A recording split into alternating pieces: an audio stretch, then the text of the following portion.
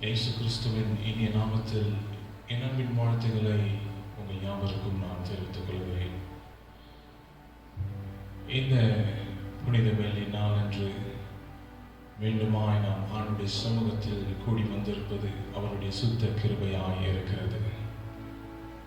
இந்த நாளிலே உலகத்தில் உள்ள அனைத்து ஜனங்களும் நம்முடைய தேவாதி தேவனுடைய கல்வாரி காட்சியை இந்த நாளிலே மறுபடியுமாய் அவர்கள் சிந்தித்து பார்க்கின்ற ஒரு நாளாக இருக்கின்றது. இந்த வேளையிலே நமக்காக இந்த உலகத்திலே வந்து நம்முடைய பாடுகளை சுமந்து நம்முடைய பாவங்களை கழுவி மீட்டெடுத்த நம்முடைய தேவாதி தேவனுடைய நாமத்திற்கு நாம் மகிமை செலுத்துவோம். எத்தனை இன்பமாய் நம்மை அழகான வழியிலே ஆண்டவர் வழிநடத்தி வந்திருக்கின்றார். அவருடைய அன்பிற்கு அளவே இல்லை. தேவன் நம் ஒவ்வொருவர் மீதும் பலவாய் அன்பு கூர்ந்து நாம் கெட்டு போகாமல் நிர்மூலமாகாமல் இருப்பது அவருடைய சுத்த கிருபையாக இருக்கின்றது. இந்த காலை நேரத்திலே இந்த புனித வெள்ளி நாள் என்று நமக்காய் மரித்த கிறிஸ்து இயேசுவை கிறிஸ்திலே அவருடைய பரிசுத்தமான இரத்தத்தை சிந்தி நமக்காக பாவங்களை கழுவுவதற்காக அவர் தன்னையே தான் கொடுத்தார். இந்த பிதாவை நாம் இந்த நாளிலே நினைத்து நாம் ஸ்தோத்தரிப்போம், நன்றி செலுத்துவோம். கொஞ்சம் நேரம் கல்வாரி சிலுவையை நாம் நோக்கி பார்ப்போம். அவருடைய பாதத்திலே அமர்ந்து அவருடைய அப்பா பிதாவை என்று நாம் அழைப்போம். இந்த நாளிலே தேவன் நம்மை அபிரதமாய் ஆசீர்வதித்து நம்மை மறுரூபப்படுத்துவாராக. நம்முடைய பாவங்கள் கழுவப்படும், நம்முடைய வாழ்வுகள் புதுமையாய் மாறும். இந்த நாளில் அவருக்காய் நம்மை முழுமையாய் ஒப்புக் கொடுத்து இந்த வேளையிலே நாம் அவரை அழைப்போம். பரிசுத்த ஆவியானவர் நம் மத்தியில் இறங்கி வந்து நம்மை அணைத்து அரவணைத்து ஆசீர்வதிப்பாராக. நாம் ஜெபிப்போம். ஹல்லேலூயா. எங்களை அதிகமாய் நேசித்து வழிநடத்துகிறதான எங்கள் அன்பின் தகப்பனே, இந்த ஆசீர்வதிக்கப்பட்ட இந்த நன்னாளிலே கர்த்தாவே அப்பா நாங்கள் அழைக்கின்றோம். ஒரு விஷயம் கர்த்தாவே எங்களுடைய கண்ணோக்கி பார்ப்பீராக. நீ பெயர் சொல்லி அழைத்த நாள் முதல் இந்த நாள் மட்டிலுமாய் அன்பின் கரத்தினால் எங்களை தாங்கி நடத்திருக்கின்றேன். கிருபைக்காக ஸ்தோத்திரம். பரிசுத்தமான ரத்தத்திற்காக நாங்கள் உமக்கு நன்றி செலுத்துகிறோம். எல்லா பாவத்திலிருந்தும் எங்களை மீட்டெடுக்கவும் எங்களை தூய்மைப்படுத்தவும் எங்களை ஆண்டவரே எல்லா வியாதிகளிலிருந்து நீங்களாக்கி ஆண்டவரே நாங்கள் சுபிக்ஷமாய் வாழ்வதற்கு இம்மட்டுமாய் உடைய கல்வாரி ரத்தத்தை எங்களுக்கு நீர் செலுத்து. ஆண்டவரே இந்த நாளிலே நாங்கள் மீண்டுமாய் நினைவு கூறுகிறோம். ஒரு விஷயம் கர்த்தாவே, நீர் ஆண்டவரே வல்லமையுள்ள ரத்தத்தினால் எங்களை கழுவி மீட்டெடுப்பீராக. உடைய அன்பிலே நாங்கள் இணைந்திருக்க கர்த்தர் கிருபை செய்யும். எங்கள் மீது இரக்கம் பாராட்டும். உடைய அன்பை பொழிந்தருளும். உம்மை நாங்கள் அன்றோடு ஸ்தோத்திரிக்கிறோம். தொடர்ந்து கர்த்தாவே இந்த ஆராதனை நேரத்தில் கர்த்தர் நீர் எங்களோடு கூட இடைப்படுவீராக. தொடக்கத்திலிருந்து முடிவடைந்தமாய் தேவ பிரசன்னம் எங்கள் மத்தியிலே அளவில்லாமல் இறங்கி இருப்பதாக. இதை தொடர்ந்து பொறுப்படுத்த நடத்தும் ஆசீர்வதியும் இயேசுவின் நாமத்தில் ஜெபிக்கிறோம் பிதாவே. ஆமென், ஆமென், ஆமென்.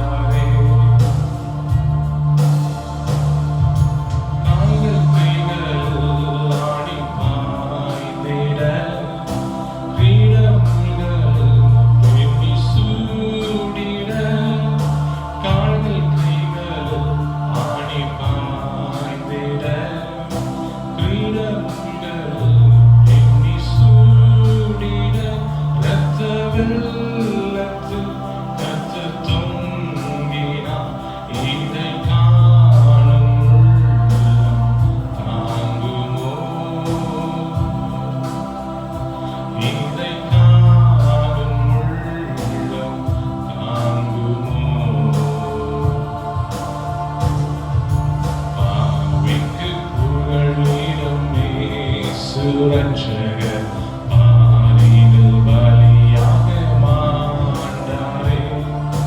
பாவிக்கு புகலிடமே சுரட்சகர் பாரினில் பலியாக மாண்டாரே. உலகத்தின் இரட்சகர் இயேசுவை உயிர் கொடுத்தார், உயிர் தெழுந்தார்.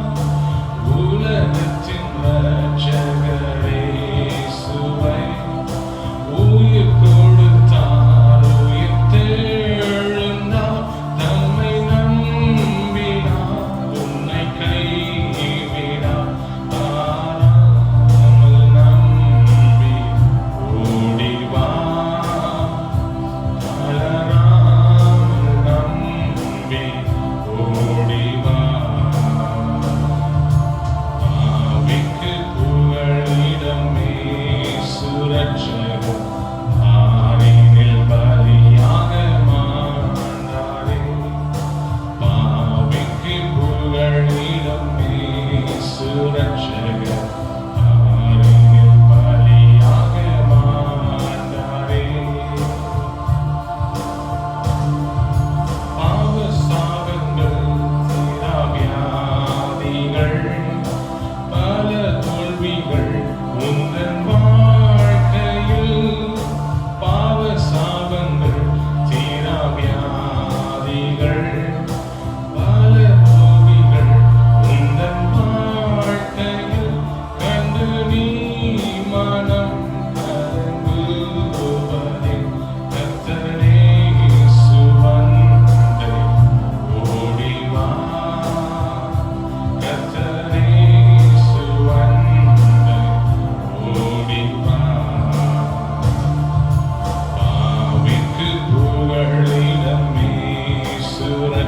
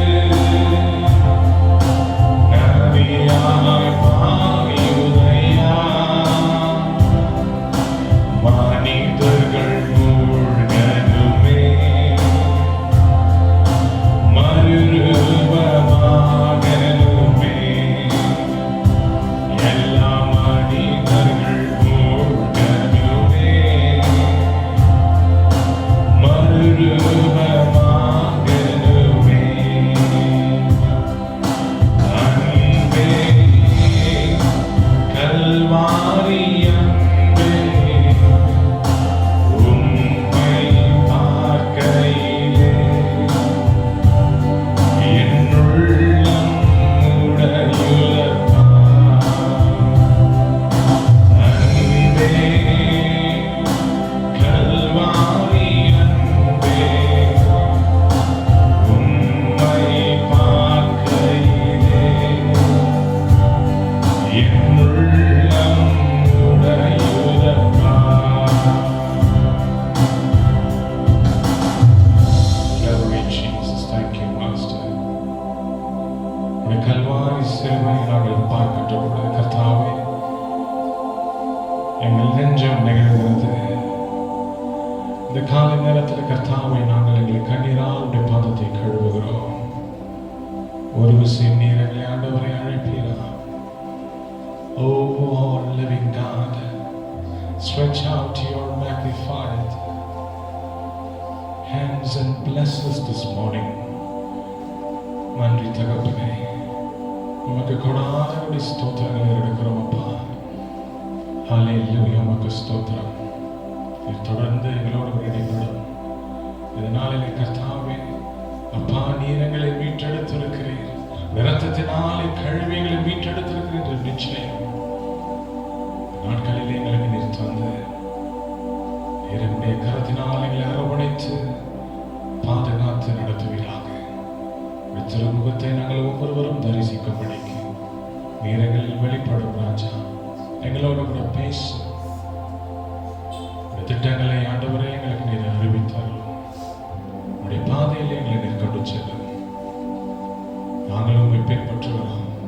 நீர் ஒரு விஷயம் எங்களை ஆசீர்வதிப்பீராக, வழி நடத்தும். என் கரத்தில் ஒப்பு கொடுக்கிறோம். இயேசுவின் நாமத்தில் ஜெபிக்கிறோம் பிதாவே. ஆமென், ஆமென். ஆண்டவருடைய பரிசுத்த நாமத்திற்கு மகிமை உண்டாகட்டும். இந்த ஆசீர்வதிக்கப்பட்ட இந்த புனித வெள்ளி நாள் என்று மீண்டுமாய் கர்த்தருடைய சமூகத்திலே நாம் கூடி வந்திருப்பது ஒரு சுத்த கிருபையாய் இருக்கிறது. அவருடைய அளவில்லாத சிநேகத்தினாலே நம் ஒவ்வொருவரையும் கர்த்தர் அரவணைத்து இம்மட்டமாய் நம்மை பாதுகாத்து ஆண்டவர் நம்மை வழிநடத்தி வந்திருக்கிறார். இந்த நாளிலே கல்வாரி காட்சிகளை நாம் நோக்கி பார்ப்போம். கர்த்தர் நமக்காக இந்த உலகத்திற்கு வந்து நம்முடைய பாவங்களை அவர் சுமந்து நம்முடைய மீறுதலுக்காய் தன்னையே அவர் ஒப்பு கொடுத்தார். இந்த நாளிலே இந்த கல்வாரி இரத்தத்தை நாம் ஒவ்வொருவரும் நம்முடைய தலையின் மேலே ஆண்டவர் பொழிய வேண்டும். நம்மை மீட்டெடுக்க வேண்டும். மீண்டும் இந்த உலகத்திலே இருக்கிறதான எல்லா பாடுகள் நம்மில் இருந்து நீங்களாக்க அவர் ஒருவரால் மாத்திரமே முடியும் என்பதை நாம் அறிந்திருக்கிறோம். இந்த நாட்களிலே கர்த்தர் அபிரதமாய் நம்ம ஒருவரையும் ஆசீர்வதித்து சமாதானத்தோடு கூட வழிநடத்துவாராக. இந்த நாளிலும் தேவனுடைய வார்த்தைக்கு நேராய் நாம் கடந்து செல்வோம். ஆண்டவராகிய இயேசு கிறிஸ்து 2000 வருடங்களுக்கு முன்பதாய் இந்த உலகத்திலே மனுபுத்திரனாய் வந்து நமக்காக ஜனங்களை மீட்டெடுப்பதற்காகவும் ரட்சிப்பதற்காகவும் பிதாவின் சித்தத்தை நிறைவேற்றுவதற்காகவும் அவர் இந்த உலகத்திற்கு வந்தார். அவர் செய்ததான எல்லா ஊழியங்களிலும் அநேக ஜனங்கள் அவரை தெரிந்து கொண்டு அநேகர் அவருடைய வழிகளிலே பின்பற்றி வந்தார்கள். ஆயினும் பொல்லாத பிசாசு எப்பொழுதும் மனிதர்கள் உள்ளத்திலே தோன்றி அவருக்கு எதிராய் எல்லா சேனைகளும் எழுந்து கொண்டே வந்தது.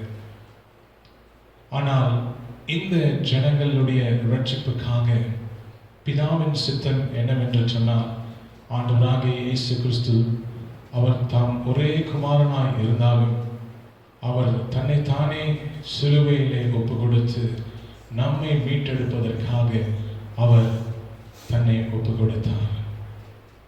Nobody can do this in their life. This is something which is an outstanding and astonishing thing, a supernatural thing that God has done for our benefit for His people to be redeemed and to receive salvation. இந்த நாளிலே நாம் அதை நினைவு கூறுவோம். நாம் எந்த பாவத்திலே இருந்தாலும் இந்த நாளிலே நாமே ஒப்பு கொடுத்து சிலுவை காட்சியை நம்ம கண்முன்னாலே நிறுத்துவோம். மனதுருக்கத்தோடு கூட நாம் ஆண்டவரிடத்திலே மன்னிப்பு கேட்போமையானால் நிச்சயமாக அவர் நம் மீது அன்பு கூர்ந்து தயவாய் அவருடைய கருணையை காட்டி ஆண்டவர் நம்மை இரத்தத்தினாலே மீட்டெடுக்க போகிறார். The cross of our Lord Jesus is the cornerstone for our faith. இயேசு கிறிஸ்துவினுடைய சிலுவை நம் ஒவ்வொருடைய வாழ்க்கையிலும் ஒரு மூலைக்கல்லான ஒரு பொருளாக இருக்கிறது. You need to have that foundation of faith that God has redeemed me. He has redeemed us through His wonderful precious blood. இந்த உலகத்தில் இருக்கிற ஒவ்வொரு ஜீவராசியையும் ஆண்டவர் தாம் பேரிலே ரட்சிப்பு உண்டாக்கும்படிக்கு அவருடைய இரத்தத்தினாலே நம்மை கழுவி நம்மை மீட்டெடுத்திருக்கிறார். ஆகபடினாலே தான் நாம் சுதந்திரமாய் அவரை ஆராதிக்கிறோம். நாம் சுதந்திரமாய் சந்தோஷத்தோடு கூட அவருடைய அண்டை நாம் சேர்ந்து வந்திருக்கிறோம். இந்த நாளிலும் தேவன் அபிரிதமாய் உங்களை ஆசீர்வதிப்பாராக. உங்களோடு கூட சேனைகளின் கர்த்தர் உடனிருந்து நீங்கள் கையிட்டு செய்கிறதான எல்லா காரியங்களிலும் கர்த்தர் துணையாய் நின்று நிச்சயமாகவே வெற்றியை தேவன் கொடுப்பார். திடமனதாய் தைரியமாய் விசுவாசத்தோடு கூட இருங்கள். கர்த்தர் தாமே உங்களை ஆசீர்வதிப்பாராக. 7 வார்த்தைகள் ஆண்டவராகிய இயேசு கிறிஸ்து அந்த சிலுவையிலே நமக்காக கொடுத்திருக்கிறார். These 7 words are so precious in every Christian's life. 7 வார்த்தைகளும் நமக்கு கொடுக்கப்படுகிறதான ஒவ்வொரு பொக்கிஷமாக இருக்கிறது. ஆண்டவருடைய வாழ்க்கையை நாம் பார்க்கும் பொழுது 7 என்று பார்க்கும் பொழுது அது பரிபூர்ணத்தை குறிக்கிறதா இருக்கிறது. எனவே 7 பரிபூர்ணமான வார்த்தைகளை கர்த்தர் நமக்காக இந்த சிலுவையில் தொங்கிக் கொண்டிருக்கும் பொழுது சொன்ன வார்த்தைகள். இவைகளை பற்றி தான் இன்றைக்கு நாம் சற்று தியானிக்க போகிறோம். முதலாவது வார்த்தை, the first word that God told us. லூக்கா எழுதின சுவிசேஷம் 23ஆம் அதிகாரம் 34ஆம் வசனம். லூக்கா 23:34. அப்பொழுது இயேசு, பிதாவே இவர்களுக்கு மன்னியும், தாங்கள் செய்கிறது என்னதென்று அறியாதிருக்கிறார்களே என்றார். அவருடைய வஸ்திரங்களை அவர்கள் பங்கிட்டு சீட்டு போட்டார்கள். Father, forgive them, for they do not know what they are doing. Forgive them. இன்றைக்கு இந்த மன்னிப்பு தான் நம்முடைய வாழ்க்கையிலே பிரதானமான ஒரு சொல்லாய் அமைந்திருக்கிறது.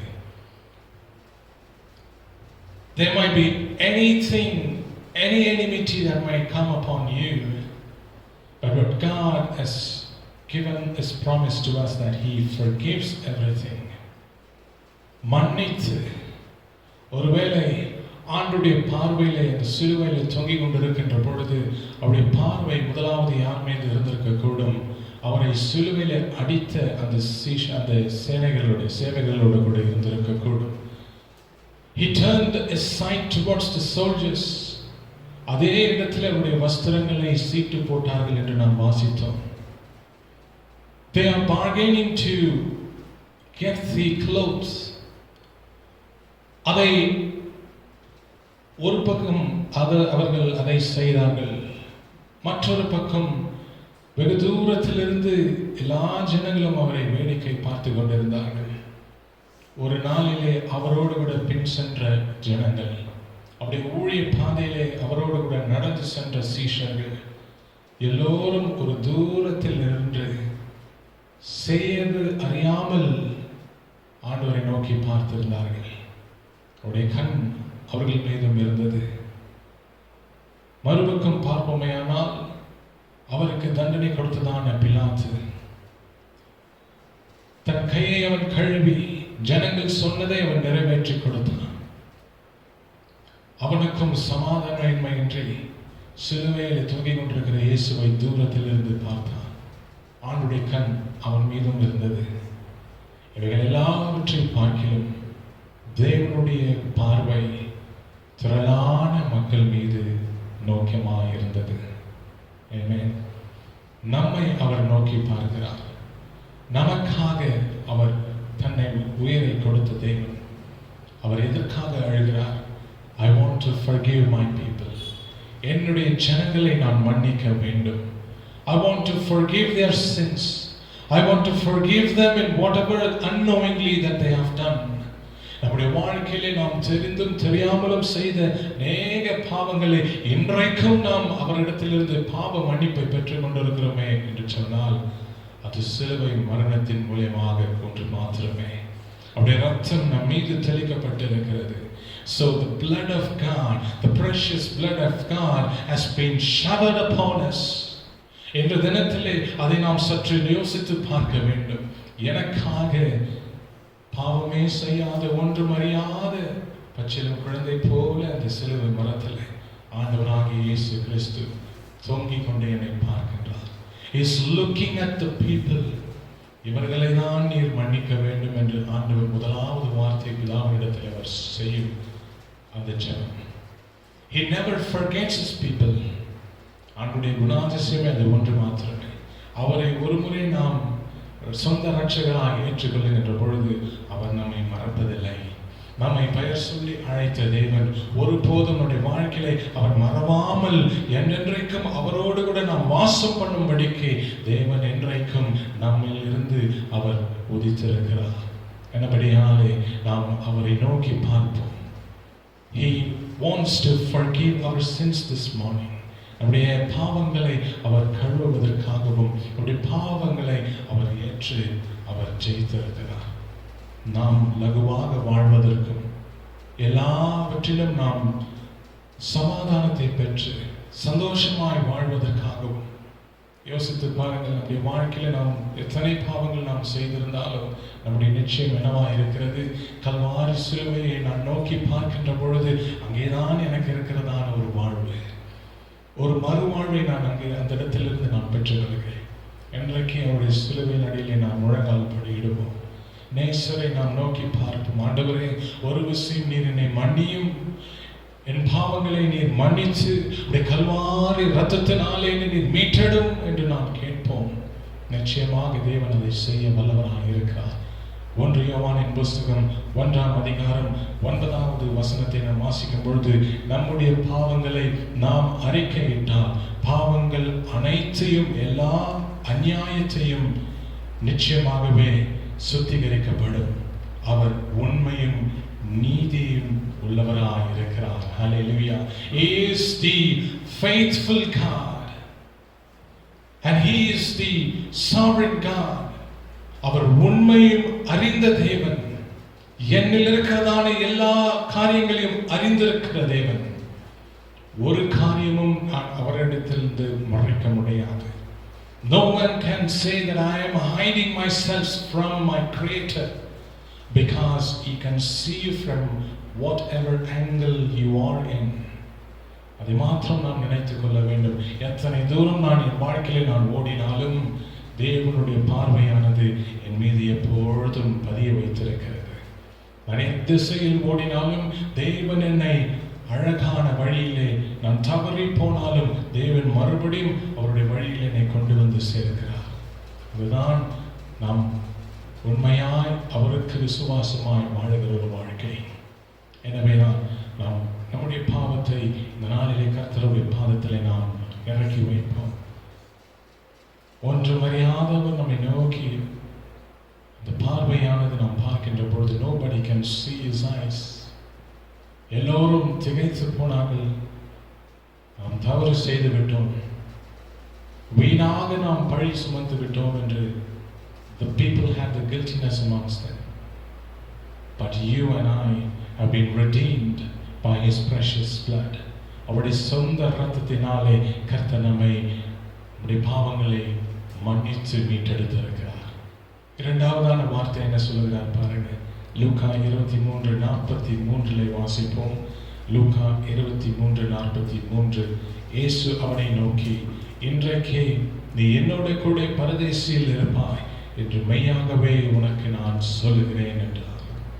ஆண்டவராகிய இயேசு கிறிஸ்துவை சிலுவையிலே அறைந்த பொழுது அவரோடு கூட சேர்ந்து 2 கல்லர்கள் மத்தியிலே அவரை சிலுவையிலே அறைந்தார்கள். That is to show the shameless that he proclaimed as king. ஜனங்கள் அவர் ராஜாவாக வாழ்ந்தார் என்பதை அவமானப்படுத்துவதற்காக கல்லர்கள் மத்தியிலே அவரை சிலுவையிலே அறைய அவருக்கு சித்தம் கொடுத்தார்கள். ஆனால் பாருங்கள், வேதம் சொல்லுகிறது, அந்த நேரத்திலும் அந்த கல்லனில் ஒருவன் அவரை நோக்கி, இந்த பாடுகள் படுகிற நாங்கள் செய்த தவறு நிமித்தமாய் இந்த தண்டனை நாங்கள் அனுபவித்துக் கொண்டிருக்கிறோம். ஆனால் ஒரு தவறும் செய்யாமல் ஜனங்களை ரட்சிப்பதற்காகவும் ஜனங்களுடைய நலனுக்காகவும் போராடின நீங்கள் இந்த தண்டனை அனுபவிப்பது ஏன் என்றவன் ஆண்டவரை நோக்கி அந்த இடத்திலே அவன் தன்னை தானே ஒப்பு கொடுக்கிறான். பாருங்க, இது எதை குறிக்கிறது? கடைசி நேரத்திலேயும் நம்ம ஆண்டுடைய பாதத்திலே வருகின்ற பொழுது அங்கே நமக்கு ஒரு மோட்சம் உண்டு, அங்கே ஒரு ரட்சிப்பு உண்டு. பிதாவானவர் நிச்சயமாக நம்மை மன்னித்து அரவணைத்து அவரோடு கூட சேர்த்துக் கொள்வார். இதுதான் God's promise. அவருடைய promise இது ஒன்று மாத்திரமே. நீ இன்றைக்கே என்னோடு கூட சேர்ந்து பரதேசியில் இருப்பாய். You will be with me, along with me today, right now in paradise. ஏசாயாவின் புத்தகம் 53ஆம் அதிகாரம் 12வது வசனத்திலே நாம் வாசிக்கிறோம், அவர் நம்முடைய ஆத்துமாவை மரணத்தில் நின்று எல்லா அக்கிரமத்திலிருந்தும் ஒருவராக எண்ணப்படும் அவருடைய பாவத்தை நம்முடைய பாவத்தை அவர் சுமந்து தீர்த்தார். He has taken away the burden from us. பரதேசி என்று சொல்லும் பொழுது பலஸ்தீன வாழ்க்கையிலே Persian word, it means that it's a walled garden. அது வேலியடிக்கப்பட்ட ஒரு தோட்டமா இருக்கிறது. அங்கே பிறக்கிறதான ஒரு சமாதானம், அங்கே இருக்கிறதான ஒரு நிம்மதியான வாழ்க்கை ஒருவராலும் விவரிக்க முடியாத ஒன்று. தேவன் நம்மை அதில் பிரவேசிக்க செய்வார். நாம் அவருக்காக ஒப்பு கொடுக்க வேண்டும். Surrender yourselves, repent and come back to Lord and say that ஆண்டவரே நீர் என்னை ஏற்றுக்கொள்ளும். மரண தருவாயில் இன்று என்னை தூக்கி எடுத்த தேவன் நிச்சயமாகவே அவருடைய வாக்குத்தத்தம் உண்மை உள்ளதாக இருக்கிறது. நாம் இன்றைக்கு அதை உணர்கிறோம். இந்த உடல் இந்த உலகத்தை விட்டு பிரியும் பொழுது நிச்சயமாகவே நாம் பரதேசியில் அவரோடு கூட சேர்ந்து சந்தோஷமாய் வாழப்போகிறோம். அதுதான் நித்திய ஜீவன். இந்த நித்திய ஜீவனின் வாழ்க்கையிலே நாம் நடந்து செல்லுவோம். சிலுவையை பின்பற்றி நடந்து செல்லுவோம். பாடுகள் ஒன்றும் அறியாமல் நம்மை லகுவாக கர்த்தர் வழி நடத்த வல்லவராக இருக்கிறார். He will make us to walk in green pastures. He will not lead his people into temptations. ஒரு பொழுதும் தேவன் நம்மை தள்ளிவிடுகிற தேவன் அல்ல, நம்மை அரவணைத்துக் கொள்கிற தேவன். கடைசி மணி நேரத்திலேயும் ஒரு ரட்சிப்பு ஒருவனுக்கு உண்டாகுமே என்று சொன்னார். நாம் எவ்வளவு தெளிவுள்ளவர்களாய் இருந்து எவ்வளவு ஞானமுள்ளவர்களாய் நாம் இருக்க வேண்டும். ஒருமுறை அவருடைய ரட்சிப்புக்குள் நாம் நுழைந்து விட்டால் அவரை விட்டு நாம் விலகிவிடக்கூடாது. அவருடைய கரத்தை நாம் இந்த நாளிலே இறுக பிடித்துக் கொள்ளுவோம். அதுதான் தேவன் நமக்கு கொடுக்கிற வாக்குத்தத்தம். எப்பொழுதும் நாம் நிரந்தரமாய் சந்தோஷமாய் அவரோடு கூட நாம் வாசம் செய்ய போகிறோம். ஹல்லேலூயா. மூன்றாவது வார்த்தை, Jesus said to his mother, "Dear women, here is your son," and to the disciples, "Here is your mother." இதை யோவான் எழுதின சுவிசேஷம் 19ஆம் அதிகாரம் 26-27 வசனங்களை நீங்கள் வாசிக்கக்கூடும். அவர் ஸ்திரியானவளை நோக்கி, இதோ உன் மகன். அவருக்கு விருப்பமான சீஷர்களை நோக்கி, இதோ உன் தாய் ஒப்பு கொடுத்தார். ஒருவருக்கொருவர் அன்பாய் இருங்கள். Comfort one another. My work is done. இந்த உலகத்திற்கு நான் வந்து நான் செய்ய வேண்டிய கடமைகளை நான் செய்துவிட்டேன். Here I am in the last days, in the last time. கடைசி தருவாயிலே நான் வந்திருக்கிறேன். இந்த தருணத்திலே ஒருவருக்கொருவர் அன்பு கூறுதலிலே நீங்கள் நிரந்தரமாக இருக்க வேண்டும். Be one another, be close to one another, be a comforter one another, show their love and compassion. ஆண்டவர் இந்த உலகத்தில் இருக்கும் பொழுது எல்லா ஜீவத்திற்கும் அவருடைய அன்பை அளவில்லாமல் பொழிந்தாங்க. பாருங்க, he wants to show that he is not a selfless person. He is always the person who is to be worshipped by everyone. எல்லோராலும் அவரை துதிக்கும்படிக்கு அந்த இடத்துல நின்று அழுது கொண்டிருந்த ஸ்திரியை பார்த்து, தாயே நீ ஏன் அழுகின்றாய்? நீங்கள் அழுவதெல்லாம் யாருக்காக? ஒருவருக்கொருவர் அன்பிலே நீங்கள் நிலைத்திருங்கள். Be strong in your love and compassion. என்னுடைய வேலையை நான் செய்கிறேன். He wants to fulfill the desires of his father. அப்ப அந்த இடத்துல எதை ஆண்டவர் நமக்கு எடுத்து வைக்கிறார்? நமக்கு அவர் மாத்திரம்தான் என் பிள்ளைன்னு அந்த தாய் நினைக்கக்கூடாது. இவர் மாத்திரம்தான் என்னை விட்டு பிரிந்துட்டாரு. இந்த பிரிதலை ஆண்டவர் நம்மிலிருந்து எடுத்து போட்டாங்க. அதனாலதான் இன்றைக்கும் நம்மை விட்டு நம்முடைய சொந்த ஜனங்கள் நம்மை விட்டு பிரிந்து போனாலும் நம்முடைய நிச்சயம் எதுவாக இருக்கிறது? ஒரு நாளிலே அவர்களை நாம் முகமுகமாய் காண போகிறோம். அதுதான் ஆண்டவர் நமக்கு வைத்திருக்கிறதான ஒரு நிச்சயம். இன்றைக்கு அவர்கள் நம்மிடத்தில் இல்லாவிட்டாலும் ஒரு நாள் அவரை நாம் பார்க்க போகின்றோம். மறுரூபப்படுத்தப்பட்டு மீண்டுமாய் அவர்களை நாம் சந்திப்போம். இந்த நிச்சயம் தான் தேவன் நமக்கு அன்றைக்கு சிலுவையிலே கொடுத்திருக்கிறார். He wants to tell you that I will bring in everyone together at the same place. இந்த தேவன் எவ்வளவு ஒரு நல்ல தேவனாக இருக்கிறார் பாருங்க. அடுத்து என்ன பார்க்கிறோம்? 4வது வார்த்தை, My God, why have you forsaken me? என் தேவனே, என் தேவனே, ஏன் என்னை கைவிட்டீர்? அவர் அழுது கதறுகின்றார். ஏன் என்னை கைவிட்டீர்? Why have you forsaken me? There is a depth feeling in his cry. It is surely this symbolic that the sun couldn't shine upon us. But he's our God. He's always compassionate about us. நம்மில் அவர் எப்பொழுதும் அன்புள்ளவராக இருக்கிறார். கருணை காட்டுகிற தேவன், அக்கறை உள்ள தேவன். அவர் செய்ய வேண்டிய வேலை இன்னும் கொஞ்சம் இருந்தது. And that is why he is crying, ஏன் என்னை கைவிட்டீர்? இன்னும் கொஞ்ச நேரம் இருந்தார், இன்னொரு காலம் எனக்கு கொடுக்கப்பட்டிருந்தார், இன்னும் நேரங்களை நான் உம்முடைய ரட்சிக்கப்பட நான் உதவி இருப்பேன். I would have brought many people to this from this nation. அவருக்குள் இருக்கிறதான அந்த இன்றைக்கு நம்முடைய மனதிலும் நாம் அப்படியாக வாழ்வது அவசியம். கிறிஸ்துவ வாழ்க்கையிலே நாம் சாதாரணமான ஒரு வாழ்க்கை வாழ்ந்து விடுவதில்லை. நாம் ஒரு அர்த்தமுள்ள ஒரு வாழ்க்கையை வாழ்வதற்கு அவசியமானதாக இருக்கிறது. Think, our God has done so many things for us. மாறாக நாம் எதை செய்திருக்கிறோம்? எவைகளை நாம் செய்ய போகிறோம்? நாம் எவைகளை நாடி இருக்கிறோம்? அவர் நீதி உள்ள தேவன், எப்பொழுதும் நீதினாலே சரி கட்டுகிற தேவன். அவர் ஒன்றும் பாவத்தை அறியாத தேவன். அவர் நமக்காக சிலுவையில் ஒப்புக் கொடுத்தார். யாருக்காக? நமக்காக ஒப்புக் கொடுத்தார். என்னுடைய மீறுதலுக்காகவும் நான் நலமாக வாழ்வதற்காகவும் இந்த உலகத்தையே கர்த்தர் ஜெயித்து வந்தார். அவர்களை நாம் யோசித்து பார்ப்பது அவசியம். 5வது வார்த்தை என்ன சொல்கிறார் பாருங்க. யோவான் 19:28 அதை நாம் வாசிக்கிறோம். 5வது வார்த்தை, நான் தாகமாய் இருக்கிறேன். கர்த்தருடைய தாகம் இன்னும் ஆத்துமாக்கள் அவரை வர வேண்டும். அதுதான் அவருடைய தாகம். இன்னும் ஜனங்கள் அவரை நம்பி வர வேண்டும். தன் சொந்த இரட்சகராய் ஏற்றுக்கொள்ள வேண்டும். ஒருவராகிலும் கெட்டு அழிந்து போவதற்கு அவர் விரும்புகிற தேவன் அல்ல.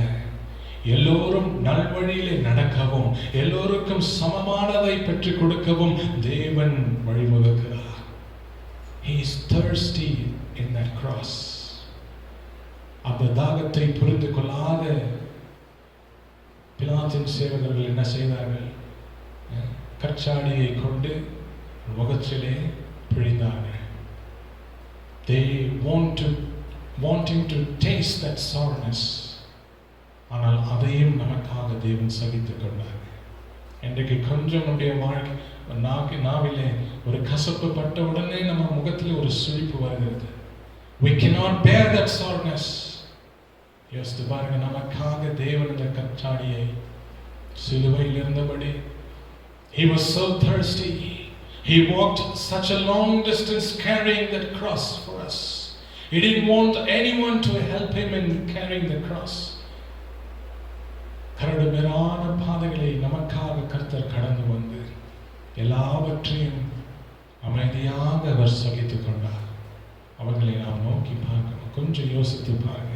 இந்த வாழ்க்கை, நான் வாழ்கின்ற இந்த மேன்மையான வாழ்க்கை, இது யார் தந்த வாழ்க்கை? இது யார் இப்படி எனக்கு கொடுத்த ஒரு ஆசீர்வாதம்? தேவன் மாத்திரமே, அவர் மாத்திரமே. அவரை நான் தெரிந்து கொண்டபடினாலே, அவராலே நான் ரட்சிக்கப்பட்டிருக்கிறபடினாலே அந்த வாழ்க்கையிலே மேன்மையை நான் அடைந்திருக்கிறேன். I can proudly say that I am blessed by the God who has called me by my name. No one in this world can give me this life. என் வாழ்க்கையிலே நான் தரித்திரனாய் இருந்தாலும் ஐஸ்வர்யவானாய் நான் வாழ்வதற்கு அவர் சித்தம் கொண்டிருக்கிறார். அதற்கு அந்த கசப்பை ஆண்டவர் ஏற்றுக்கொண்டார். He was thirsty. He said, நான் தாகமாய் இருக்கிறேன். என் ஜனங்கள் மீது நான் தாகமாய் இருக்கிறேன். இன்னும் என்ன அறியாத ஜனங்கள் மீது நான் தாகமாய் இருக்கிறேன். எப்பொழுது அவர்களை அறிந்து கொள்வார்கள்? இனி காலம் செல்லாது. இந்த கடைசி நாட்களிலே எத்தனை சோதனைகளை நாம் மேற்கொண்டு வந்து கொண்டிருக்கிறோம். எத்தனை வேதனையான பாதையிலே நாம் நடந்து வந்து கொண்டிருக்கிறோம். இவைகளிலே அவர் ஒருவர் மாத்திரமே நமக்கு சந்தோஷத்தை கொடுக்க முடியும். அவர் ஒருவரால் மாத்திரமே நமக்கு நல்வழியை காட்ட முடியும். இன்றைக்கு மனம் சிறந்தி ஆண்டுடைய பாதத்திலே நம்மை அர்ப்பணிப்போம். நிச்சயமாக தேவன் நம்மை ஆசீர்வதிப்பார். எவ்வளவு அழகான வார்த்தைகள் பாருங்க. அடுத்து 6வது வார்த்தை என்ன சொல்றாரு? எல்லாம் முடிந்துச்சு. Everything is finished. He has accomplished the will of God, the will of his Father. அந்த உலகத்திற்கு வந்தது நோக்கத்தை இதோ இந்த வேளையில் நான் நிறைவேற்றி எல்லாம் முடிந்து போயிற்று. That is another promise that he says, though it is finished, he will still be praying for us. அவர் என்ன சொல்றாரு? எல்லாம் முடிந்தாலும் உங்களுக்காக பிதாவினிடத்தில் நான் பரிந்து பேசிக் கொண்டிருப்பேன். என்னையன்றி ஒரு நாளும் பிதாவினிடத்திலே போக முடியாது என்று நாம் வேதத்திலே வாசிக்கிறோம் அல்லவா? அவரை நாம் பின்பற்றுவோம். அவரை நாம் இறுக பிடித்துக் கொள்வோம். He is our mediator between the Father and us. Whenever we kneel down and pray before God, and he answers our prayer because he takes our supplications and surrenders that to our Father. பிதாவினிடத்தில் சமர்ப்பிக்கிற தேவன் அவர். அவர் எப்பொழுதும் பரிந்து பேசிக் கொண்டிருக்கிறார். என் வாழ்க்கையில் உண்டான தேவைகள், எனக்கு உண்டான தேவைகள், எனக்கு எல்லாவற்றையும் செய்ய தேவன் வல்லவராய் இருக்கிறார். இந்த நாளில் அதை நான் உணர்கிறேன். அவர் எல்லாம் முடிந்துற்று என்று சொன்னதற்கு he has fulfilled everything. ஒன்றும் குறைவு வைக்கவில்லை. ஆண்டவர் எல்லாவற்றையும் சம்பூர்ணமாய் நிறைவேற்றினார். அதுபோலவே நம்முடைய வாழ்க்கையில் நாம் கையெடுத்து செய்கிற ஒவ்வொரு காரியத்தையும் தயவு செய்து ஒன்றை மாத்திரம் நினைத்துக் கொள்ளுங்கள். எந்த காரியத்தை நீங்கள் தொடங்கினாலும் அதை பாதியிலே நிறுத்தி விடாதபடிக்கு தேவனுடைய நாமத்தின் மகிமைக்காக அந்த காரியங்களை நீங்கள் செய்து முடியுங்கள். நிறைவேற்ற வேண்டும். Complete the task. Be ready to fulfill his desires. ஆண்டவராகிய இயேசு கிறிஸ்து நமக்கு கொடுத்திருக்கிறதான பிரமாணங்களை நாம் கையில் எடுத்திருக்கிறோம். ஒவ்வொரு பிரமாணத்தின்படி நாம் வழிநடத்தி வந்து கொண்டிருக்கிறோம். எல்லா பாடுகளும் உண்டு, எல்லா வேதனைகளும் உண்டு. ஆயினும் திடன் கொள்ளுங்கள், நானே உங்களை ரட்சிக்கிற தேவன் என்று நமக்கு தேவனுடைய வாக்குத்தத்தத்தை கொடுத்திருக்கிறார் அல்லவா? இந்த வாக்கு கொடுத்த தேவன் அவர் வாக்கு மாறாமல் என்றென்றைக்கும் நம் வாழ்வில் இருந்து அவர் எல்லாவற்றையும் செய்து முடிப்பார். நாம் திடமாய் இருந்து நம்பிக்கையிலே வேரூன்றி நின்று நாம் எல்லாவற்றையும் ஜெயிக்க வல்லமையுள்ளவர்களாக இருக்கிறது அவசியம். கடைசியான ஒரு வார்த்தை, the 7th word, he says, பிதாவே, நான் உம்முடைய கரத்திலே என்னை ஒப்புக் கொடுக்கிறேன். Father, into your hands I commit my spirit. உம்முடைய கரத்திலே நான் என்னை ஒப்புக் கொடுக்கிறேன். எல்லாம் கடைசி தருணத்தில் வந்த பொழுது he has done everything. இந்த கடைசி நேரத்தில் ஒருவனும் ஆண்டவர் அவனுக்கு ரட்சிப்பு கொடுத்து நீயும் இன்றைக்கு என்னோட கூட சேர்ந்து பரதேசில் இருப்பாய் என்ற உறுதிமொழியை கொடுத்துட்டு கடைசி என்ன சொல்றாருங்க, நான் என்னுடைய ஆத்மாவை என் பிதாவின் இடத்தில் நான் ஒப்புக் கொடுக்கிறேன். Everything is done. கடைசி சொட்டு ரத்தம் மட்டுமாய் அந்த கடைசி சொட்டு ரத்தத்திலும் ஒரு வல்லமை உண்டு. அந்த வல்லமையினால் தான் இன்றைக்கும் நாம் சந்தோஷமாய் வாழ்ந்து கொண்டிருக்கிறோம். எத்தனை திசை மாறி நாம் ஓடினாலும், எந்த பாவங்களை நாம் செய்தாலும் நமக்கு ஒரு நிச்சயம் உண்டு. என் தேவனிடத்திலே நான் போய் முழங்கால் படியிட்டு என்னை முற்றிலுமாய் நான் சரணடைந்து கண்ணீரோடு கூட அவரை நோக்கி பார்க்கும் பொழுது அவருடைய ரத்தத்தினாலே மீண்டும் என்னை மீட்டெடுக்கிறார். Again and again is redeeming. The redemption of his blood is always revolving in my body. அவர் எப்பொழுதும் என்னை மறுரூபப்படுத்திக் கொண்டே இருக்கிறார். எவ்வளவு அழகான ஒரு வார்த்தை பாருங்க. இன்றைக்கு நாம் அவருடைய கரத்தில் ஒப்புக் கொடுக்கிறோம். சங்கீதக்காரரின் புஸ்தகம் 31 அதிகாரம் 5வது வசனத்திலே இப்படியாய் நாம் வாசிக்கிறோம், உம் கையிலே என் ஆவியை ஒப்புக் கொடுப்பேன்.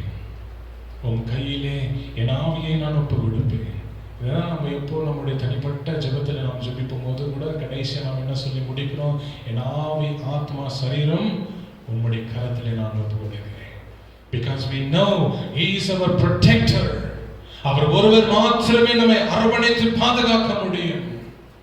இந்த பொல்லாங்கு நிறைந்த இந்த உலகத்திலே இந்த கடைசி நாட்களிலே நடக்கின்றதான சூழ்நிலைகளை பார்க்கின்ற பொழுது எத்தனை ஒரு எண்ணங்கள், எத்தனை ஒரு போராட்டங்கள், எத்தனை ஒரு அங்கலாய்ப்புகள் மனிதர்களுக்குள்ளே இருக்கிறது.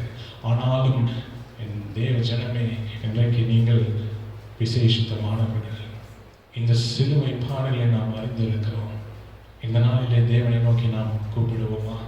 நம்மை நாமே நம்முடைய வாழ்க்கையை அவர் கரத்திலே நாம் ஒப்புக் கொடுப்போமா? சேனைகளின் தேவன் நம்மிலிருந்து அவர் வெளிப்படுவார். நம்மிலிருந்து அவர் நிச்சயமாக இந்த உலகத்தின் அனைத்து உள்ளங்களும் அவரை ஏற்றுக்கொள்ள வேண்டும், மனம் திரும்ப வேண்டும். இந்த கடைசி நாட்களிலே அவருடைய ராஜ்யத்திற்கு என்று நாம் ஆட்களை சேர்ப்போம். ஒன்றாய் கூடி வருவோம். இந்த நாளிலே நாம் அவருடைய பாதத்திலே அமர்ந்து நாம் ஜெபிப்போம். இந்த உலகத்தின் சமாதானத்திற்காகவும், இந்த உலகத்தின் எல்லா ஜனங்களும் அவருடைய பாடுகளும் மாறப்படுவதற்காகவும் நாம் அவருடைய சமூகத்தில் அமர்ந்து ஜெபிப்போம். நம்முடைய குடும்பத்தின் தேவைகளுக்காகவும் நாம் ஜெபிப்போம். நம்முடைய பிள்ளைகளுக்காக நாம் ஜெபிப்போம். விசேஷமாய் தேவனுடைய கரம் நம்முடைய பிள்ளைகள் மேலே இறங்க வேண்டும். அவருடைய பாதுகாப்பில் இரத்த கோட்டைக்குள்ளே நம்முடைய பிள்ளைகளை நாம் புக செய்வோம். நிச்சயமாக தேவன் நம்மை ஆசீர்வதிப்பார், பாதுகாத்து வழிநடத்துவார். அவருடைய சொந்த இரத்தத்தினாலே மீட்டெடுத்த தேவன் இந்த நாளிலே அவருடைய தூய்மையான இரத்தத்தை உங்கள் மீது தெளிப்பார், உங்களை கழுவி மீட்டெடுப்பார். சந்தோஷமாக இருங்கள். தேவன் உங்களை ஆசீர்வதித்து வழிநடத்துவார். கல்வாரி ஸ்நேகம் கரைந்திடும் என்னை கல்மனமாற்றி கரைந்தோடு செய்யும். கல்வாரி ஸ்நேகம் கரைந்திடும் என்னை கல்மனமாற்றி கரைந்தோடு செய்யும். கல்வாரி ஸ்நேகம் காலங்களோறும் காவலில் காணட்டும் உன்னை கனிவோடு இன்றும். காலங்களோறும் காவலில் காணட்டும் உன்னை கனிவோடு இன்றும். குருசரின் ரத்தம் குரல் கொடுக்கட்டும், குருசரின் ரத்தம் குரல் கொடுக்கட்டும். கும்பிடுவோரை குணமாக்கும் தேவன். கல்வாரி ஸ்நேகம் கரைந்திடும் என்னை கல்மனமாற்றி கரைந்தோடு செய்யும். கல்வாரி ஸ்நேகம்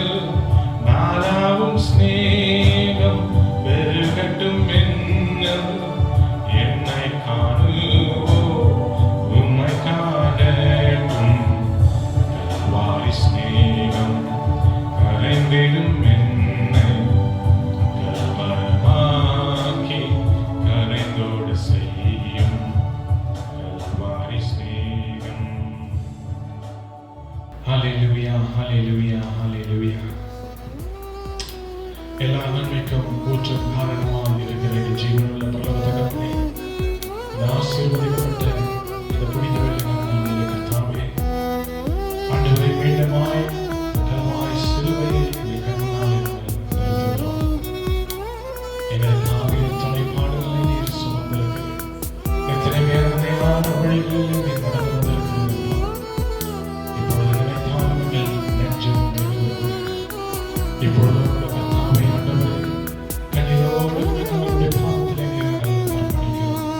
ஒரு விஷயம் எங்களை கண்ணோக்கி பார்த்தீர்கள். ஆண்டவரே, எங்களை பெயர் சொல்லி அழைத்த தேவன், எங்களை ரட்சித்த தேவன், எங்களை கரம் பிடித்து வழிநடத்துகிற தேவன், இந்த நாளிலே ஆண்டவரே அபிரதமாக எங்களை ஆசீர்வதித்து ஆண்டவரே எங்களை சமாதானத்தோடு கூட நல்ல பலத்தோடு கூட சுகத்தோடு கூட நாங்கள் வாழ கர்த்தர் கிருபை செய்வனமாய் ஜெபிக்கிறேன். பார்த்து கொண்டிருக்கிற ஒவ்வொரு உள்ளங்களின் கர்த்தாவை நீர் தொடுவீராக. உடைய கல்வாரி ரத்தத்தினாலே இந்த குடும்பங்களை நீர் கழுவுவீராக. ரட்சிப்புக்குள்ள அவர்களை நடத்த வேண்டுமாய் நான் ஜெபிக்கிறேன். எனக்கு பலப்படுத்தும், மாற்றி தேற்றி நடத்தும், சமாதானத்தோடு நாங்கள் வாழ கர்த்தர் கிருபை செய்வார். உலகத்தில் இருக்கிற எல்லா ஆண்டவரே ஜனங்களுக்கும் சமாதானத்தை கொடுத்து சீக்கிரத்தில் கர்த்தாவே எங்களுக்கு நல்ல பலத்தையும் சுகத்தையும் கொடுத்து ஆண்டவரே இந்த உலகத்தில் இருக்கிற பாடல் அனைத்தையும் நீர் ஆண்டவரை மாற்றும் போதற்காக வந்து நாங்கள் நன்றி செலுத்துகிறோம். நீ வல்லவர், நீ சிறந்தவர், செய்வதற்காக மட்டும் நன்றி. நீரே எங்களை பாதுகாத்து ஆசீர்வதித்து வழிநடத்துகிறார். தொடர்ந்து கர்த்தாவே இந்த கிருபையின் கரத்தினால் எங்களை தாங்கி பாதுகாத்து சமாதானத்துடன் வழிநடத்தும்.